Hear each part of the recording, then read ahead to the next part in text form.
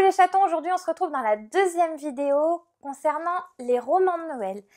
Donc celui-ci fait partie de ma sélection pour le Cold Winter Challenge, c'est Vous faites quoi pour Noël de Karen Ponte. Je voulais d'abord vous faire une petite aparté concernant Karen Ponte. Je l'ai rencontrée il y a 2 ans au Salon du Roman à Dunkerque. Je la connaissais pas du tout et en fait c'est un peu une coïncidence. Disons que j'étais allée pour faire dédicacer mon livre d'Emma Green et Karen Ponte était juste 2 personnes à côté. Donc je me suis dit je vais aller lui parler puisque Emma Green était un peu en retard en fait pour la dédicace. Donc je suis partie parler à Karen Ponte. Et c'est une femme vraiment pétillante, souriante, pleine de bonheur. Et je me suis dit, allez, son livre, il doit être vraiment top. Si il est comme son personnage en vrai, je me suis dit, les romans vraiment vont être plein de bonheur. Et je ne me suis pas trompée, puisque cette année, j'ai lu celui-ci. Elle l'a écrit l'année dernière, donc il est paru cette année aux éditions Pocket. Et elle a fait la suite qui s'appelle Vous faites quoi pour Noël? Nous, on se marie. Je vous mettrai la petite photo juste à côté de moi pour que vous voyez un peu la couverture, à quoi il ressemble. Revenons au roman de Karen Ponte. Nous allons faire la rencontre tout d'abord de Pauline, une jeune femme qui travaille pour une maison d'édition. Et à la soirée de son entreprise pour Noël, elle va complètement déraper, puisqu'elle va avoir une aventure avec l'assistant RH dans le parking de son immeuble. Le seul souci, c'est qu'elle va oublier que les caméras vont se mettre en route le soir en fait où elle va avoir sa partie de jambes en l'air avec son assistant RH. Donc elle va appeler ses amis et elle va les appeler à la rescousse pour élaborer un plan et récupérer cette vidéo pour éviter qu'elle soit la risée de l'entreprise. Mais petit contretemps, lorsqu'elle essaye de crocheter la serrure du gardien, qui s'appelle David, il va arriver derrière elle et va la surprendre. Et là, c'est la honte, elle va devoir lui expliquer sa mésaventure. Elle va tellement culpabiliser et avoir honte de cette vidéo qu'elle va lui expliquer qu'elle est prête à tout pour pouvoir la récupérer.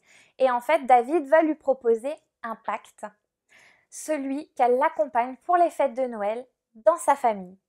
Je ne vous en dis pas plus, sinon je vais vous raconter toute l'histoire du livre, mais je l'ai tellement aimé qu'en fait, je vous la raconterai volontiers. Donc ce roman, pour moi, fait partie de celui que j'ai préféré cette année. C'est vraiment le premier roman que j'ai aimé, c'est mon number one. C'est-à-dire qu'en fait, comme je vous ai expliqué dans la vidéo juste avant, celle de Sophie Jomain, il faut pour moi certains ingrédients pour que le roman soit parfait pour être un roman de Noël. C'est-à-dire qu'il parle de famille, partage, d'amour. Là, on y est complètement.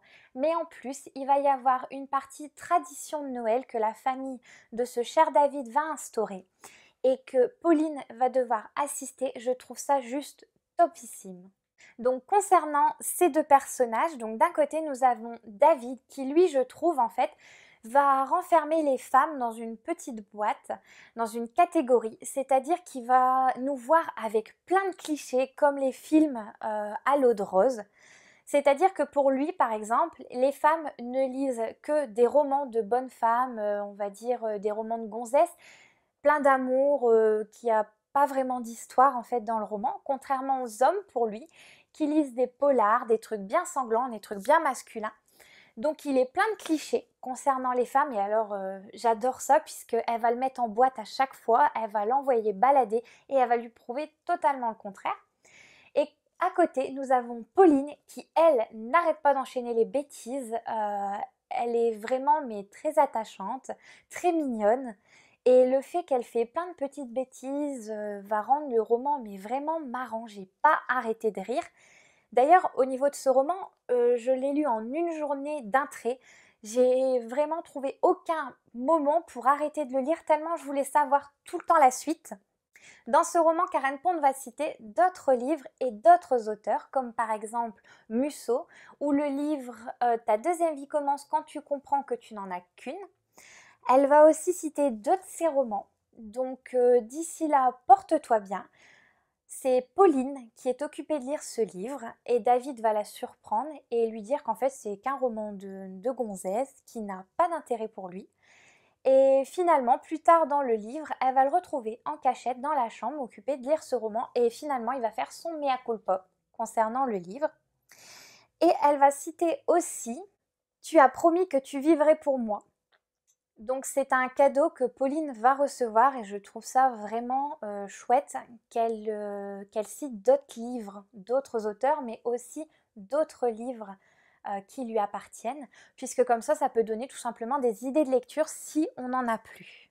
Cette vidéo touche à sa fin, je vous invite à vous abonner, à cliquer sur la petite cloche pour avoir les notifications des prochaines vidéos, de me mettre un petit pouce et de laisser un commentaire pour me donner des idées d'autres lectures sur Noël, puisque je me suis renseignée sur les lectures de Noël et il y en a vraiment énormément et je suis complètement perdue donc pour les prochaines.